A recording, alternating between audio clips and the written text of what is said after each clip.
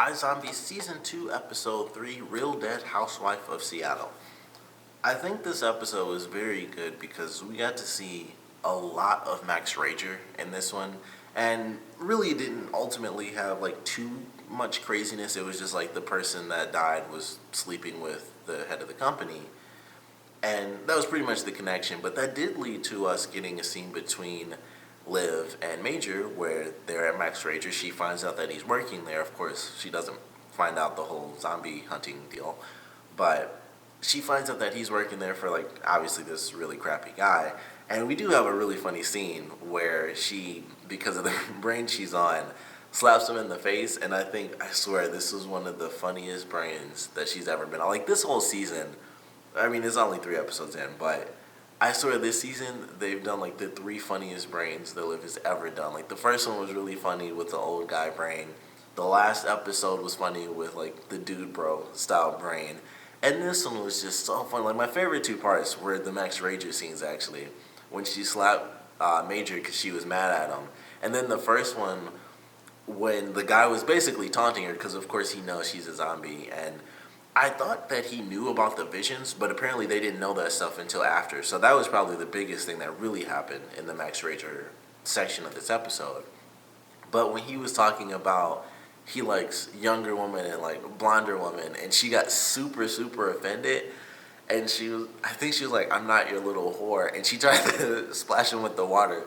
That was the funniest thing in the world to me, especially his reaction, because he knew what she was about to do, and he was just like, and just died. He got like the tiniest bit of water, but he had zero reaction. It was just like, okay, and just dodged it like it was nothing. And it was so funny to me. I was like, that was unbelievably ridiculous, but it was so freaking funny to me. And then, like, when she slapped Major, like, that made my girlfriend laugh like crazy. And then Clive was like, one of us had to hit him, and that made us both laugh, because he's still trying to get some answers out of Major, and Major knows how to confront him. He was like, I have a couple more questions still. And he's like, oh, were you moved to the solving crime division, or whatever he said. So he knows how to block Clive, and that's not exactly what Clive wants to hear. So it was a very interesting scene with a lot of different characters involved. We had those 3, but then we have Liv's roommate who finds out about the vision stuff. So now Max Rager knows that the zombies have visions when they eat brains. So that was very interesting. And like I said, I thought for sure he knew. I thought he was taunting her, and I guess technically he was. But I thought he was taunting her because he knew that she had the brains, and it just happened to be that he was just taunting her in general, which led to one of my favorite scenes. Probably my favorite. I think that really was my favorite scene this episode, where she just like, "I'm not your little whore," and tried to throw water on him. It was so funny to me. But we had some pretty crazy stuff happen, like the reveal, the insight, that Max Rager has now.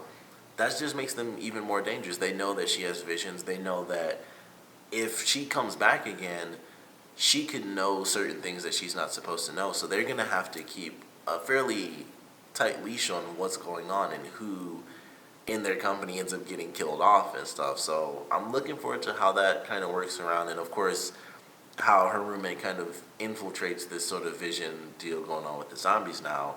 But that was a pretty big deal. We have her roommate, whose name I really don't care to remember, but her roommate ends up sleeping with Major in this episode. They at least make out. I'm assuming they've slept together at this point, within the episode. So that happens, and it's just to do each other. No big deal. He's on Sylvan Utopian. It's probably going to be like the craziest thing for him, because he was doing it just exercising. I was like, I didn't think he was going to be doing that just to do it. Like, he's full on addicted at this point, obviously, because there's no need to do that. Just lifting weights. It's not like it's actually steroids or anything where it's helping him, get buff faster. He's not doing that. He's addicted now, and he does actually kill another person in this episode. So it does make sense. Like, it makes sense that we see him doing that just whenever now. He's not only addicted, but obviously the reason he started doing it to begin with was because it helped him get over sort of the insanity of having killed a father of a family. So now he's done it again, and he's going through the list. He is doing what he has to do. So who knows how that's going to play out now. He's on Utopium. He's sleeping with the secretary, who we also find out is actually the CEO's daughter, or whatever his position is in the company, we find out that that's actually his daughter, because he mentions, if it wasn't for me sleeping around with other men's wives, you wouldn't be here. And that was just, they completely brushed over that because obviously she knows that that's her father. But that was a huge shock to me. I was like, holy crap, that's his daughter. I never thought that. I honestly just assumed this is some random woman that works for him and they're just involved in all the craziness. That's it. And then it turns out that she's his daughter. That probably, I'm sure that will have to come into play at some point. But that was pretty surprising. I did not see that one coming. So looking forward to finding out that crazy little revelation there. And then I don't know what's going to happen out of that. I don't know if she's going to have to take on her roommate or what's going to go down. But that was pretty surprising. Like I said, they completely brushed over it. And I think the point was like, well, she knows that he's her father. But for us, it's like, holy crap. And for her, it's just like, well, great joke, Dad. And she just moves on and basically ignores him. Like, we have, issues. So screw a conversation about it. So that was a nice little line of dialogue that threw me off for a quick second. Like, didn't see that one coming. But I did enjoy it. Like I said, looking forward to that revelation to Liv, as well as the other characters. I mean, it might matter to Major a little bit, where if the CEO finds out that he's sleeping with his daughter, but he might not care either. Like, I don't know. Like, the guy's just kind of like in the neutral zone where it's like sort of sarcastic douchiness all the time, except at the end where he actually kills the guy and he has the zombie come out and he's like, oh, there's the doctor, and he just has the guy get eaten. So most times just sarcastic douchiness, and then other times I don't need to get busted and I'm just gonna, tie up some loose ends. So that was another pretty crazy scene, and I knew he was doing that. I was like, I thought at first he was gonna like knock him out and put him in the chair and just do some crazy experiments. And then as soon as he walked out, like, oh, let me find the doctor, I was like, oh, well, he's just gonna let zombies out in this guy. And that's of course what happened. So he's gone. That guy's wife is gone. That hitman is apparently in a coma. I don't believe they mentioned that the guy died. He was just like, he fell and was just in a coma basically the whole episode. So that was pretty much it. But I enjoyed the case. I like that it led to some pretty interesting scenes, some nice big reveals. And then another crazy thing that happened is Peyton returning to town. It's just like she came into town and it's like, oh, they're cracking down on Utopium, which of course is going to lead to some stuff with Major. And it's like, oh, there's Peyton on TV. So she's back in town. I was wondering how long that was going to be, because I mentioned this, I think in the premiere, like when she was gone in the last season's finale, I was wondering if that was on purpose or if that was like the actress had to do something or she's in another show. But since she came back like only 3 episodes in, I was like, okay, she's officially not like in some other show and only going to be in a couple episodes. She's back, and that's pretty cool. Also, she does celebrate Liv's birthday, which my girlfriend was talking to me about this. She was kind of really upset that no one celebrated Liv's birthday, like everyone forgot. And it was weird that no one bothered to mention that except for Peyton, who just got back into town. Like, I can understand Clive and Robbie, because even though they've worked together, they might not necessarily know, like especially Clive, because they've only known each other for like about a year. So I, of course, wouldn't expect him to know. Ravi, maybe a little bit, because I guess technically it's only been like, once again, like a year. She's really only known him a year, so maybe, it was in passing. It was like, why mention it to like the guy I just started working with, who cares? But for Major, it was definitely a thing, like, and I guess at the same time, it's just that weird situation. He doesn't even say it in passing, though. It's not even like a, happy birthday or anything like that. It was just like nothing. So it was kind of weird that it wasn't celebrated whatsoever, except by like one person. And then the other person, who obviously knew what day it was kind of, he's just in such a crazy zone. It's just like, who knows what's really going through his head or what day he even thinks it is. But that was something that was kind of interesting. And she's just kind of in like this weird zone. And of course she's celebrating. She thinks she has a new friend who turns out to be the villain of this episode, which was a bit of a twist. And it kind of sucks. It was like, oh, that's kind of sucks for Liv. But, they kind of work things around at the end with Peyton still, not being okay. But she does get her birthday cake and everything.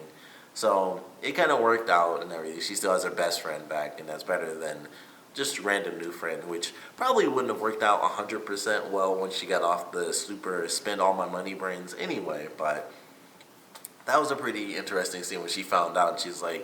She's all freaked out, and then I thought for a second, I was like, the girl looks like she's really angry right now. I was like, I wonder why. And then it was because I guess she heard Liv talking, and she just elbowed her straight in the nose. I was like, holy crap. And she took off, and Liv had to go a little extra zombie mode on her, like full zombie, and like take her down. And she took her down for real. Like she gave her, I think, 2 fronts and 2 backhands. Like she just kept going, like just kept slapping her, which of course made my girlfriend laugh. She loves when it's over the top like that, and I thought it was funny too. It wasn't as funny to me because Liv was, when she's full zombie mode, it's so serious, it loses comedy to me. But it was kind of funny watching her face because she's just like, oh, it's crap, and she's just like on the ground and can't do anything. But it kind of sucked that she lost this new friend. But like I said, she has Peyton, so things are gonna work out fine. I'm looking forward to getting Blaine back in the next episode if he's gonna be in the next one. But I'm looking forward to see that storyline continue, especially now that we've been introduced to Peyton's role in season 2, which is gonna be taking down Utopium. And of course, like I said, that's gonna tie in with Major at least a little bit. Like I would assume it's going to become the main focus of an episode because we might see Blaine and Major interact with each other due to the Utopium stuff. Like at some point, well, Blaine probably won't ever do it himself this season, but it could just be some random thing happened or whatever, and he has to go out into the field himself, and it's like, oh crap, there's that guy that should be totally dead right now. But it'll be interesting to see how they play out some of the stuff that they've introduced. Like I said, Max Rager knows Liv has visions, all that other stuff. Looking forward to the next episode. But of course, I want to know what you guys thought about this one. So please comment below. Let me know your favorite parts, your least favorite parts. And I want to know what you guys think about Peyton's return. Were you surprised to see her in this episode? Are you glad she's back? Do you care that she's back? The fact that she's instantly come back. I mean, it's been like 6 months, I believe. So she's come back and she's had time to think about it, and she's already okay with Liv. She finds out from Ravi, like everyone knows now, so everyone knows about this whole little thing, which is actually really awesome. Like once Peyton decides she's gonna start talking to Liv, I think that'll be cool because everyone knows, just everyone's in a weird position, especially with Major. And so now Peyton's back and she's still in a weird position with Liv as well. And it's always like Ravi is the only guy who has a connection to every other person and it's totally fine. And then you have like Peyton coming back, like Peyton and Major are fine, but both of them are in a very weird position with Liv. So it's like Robbie's our central point, and he can talk to anyone, and it's just like, oh, we're just buddies. But we'll see how it all plays out. I'm looking forward to it, and like I said, I want to know what you guys think. So please comment below, let me know, and thanks for watching.